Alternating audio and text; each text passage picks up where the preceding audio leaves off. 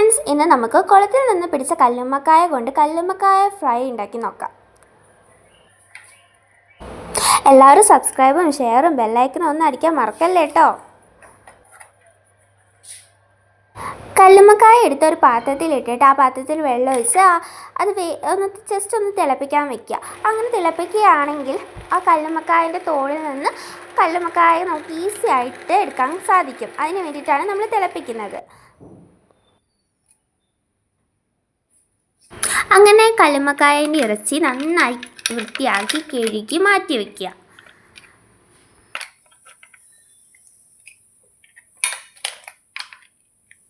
അടുത്തതായി ഇതിനു വേണ്ടി ഇൻഗ്രീഡിയൻസ് റെഡിയാക്കുക.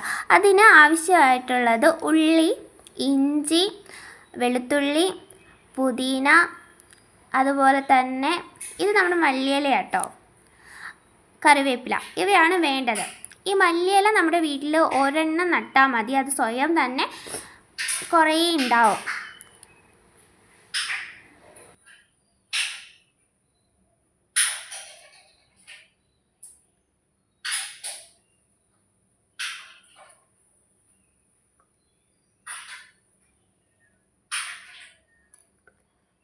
നമ്മുടെ ഇൻഗ്രീഡിയൻസ് എല്ലാം നന്നായി അരിഞ്ഞ് മാറ്റി വെക്കണം.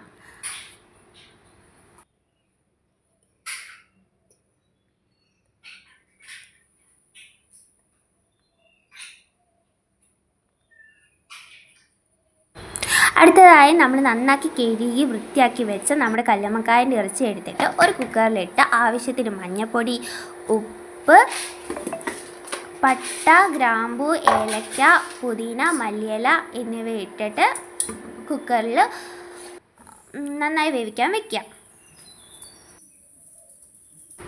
നമ്മുടെ കല്ലുമ്മക്കായ ഇറച്ചി 1-2 വിസിലും കൊണ്ടൊന്നും വേവില്ല. അതുകൊണ്ട് ഒരു 5-6 വിസിൽ വരുന്ന വരെയെങ്കിലും വേവിക്കാൻ വെക്കണം.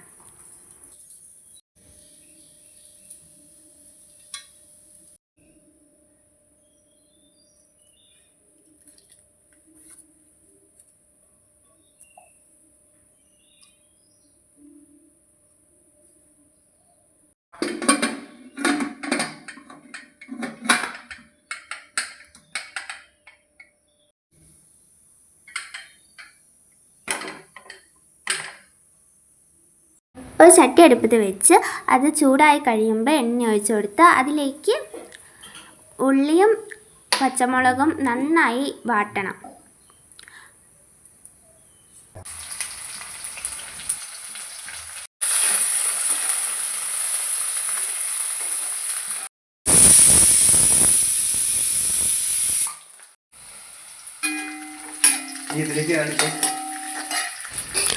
ഉള്ളിയും പച്ചമുളകും നന്നായി വരണ്ട് വരുമ്പോൾ അതിലേക്ക് ഇഞ്ചിയും വെളുത്തുള്ളിയുടെയും പേസ്റ്റ് ഇട്ട് നന്നായി ഇളക്കി കൊടുക്കുക.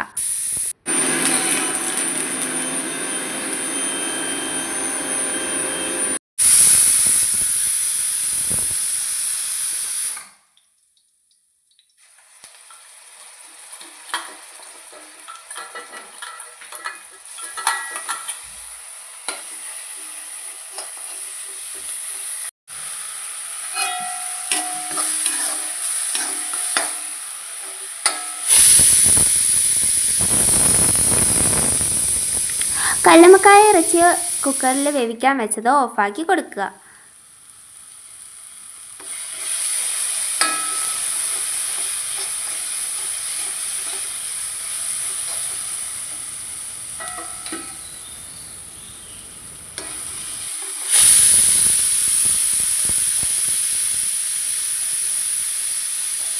ഉള്ളിയും പച്ചമുളകും ജിഞ്ചർ ഗാർലിക് പേസ്റ്റും ഇട്ട് നന്നായി വഴറ്റിയതിന് ശേഷം മുളക് പൊടി, മഞ്ഞൾപ്പൊടി, മല്ലിപ്പൊടി, കുരുമുളക് പൊടി, ഉലുവാപ്പൊടി, ഗരം മസാല പൊടിച്ചത് എന്നിവ ചേർത്ത് നന്നായി ഇളക്കി കൊടുക്കുക.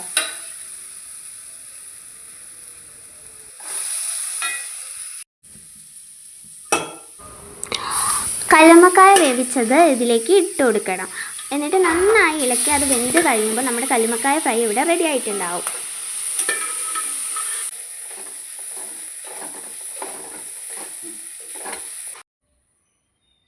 എല്ലാവരും ടേസ്റ്റ് ചെയ്ത് കമൻറ്റ് എങ്ങനെയുണ്ടെന്ന് അറിയിക്കണം. നമ്മുടെ അടിപൊളി, എല്ലാവരും കഴിച്ച് നോക്കണം. നല്ല ടേസ്റ്റാട്ടോ. എല്ലാവരും ഇങ്ങനെ ഉണ്ടാക്കിയിട്ട് ടേസ്റ്റ് ചെയ്ത് നോക്കണം. എന്നിട്ട് കമൻറ്റ് അറിയിക്കണം. Bye bye. Thank you.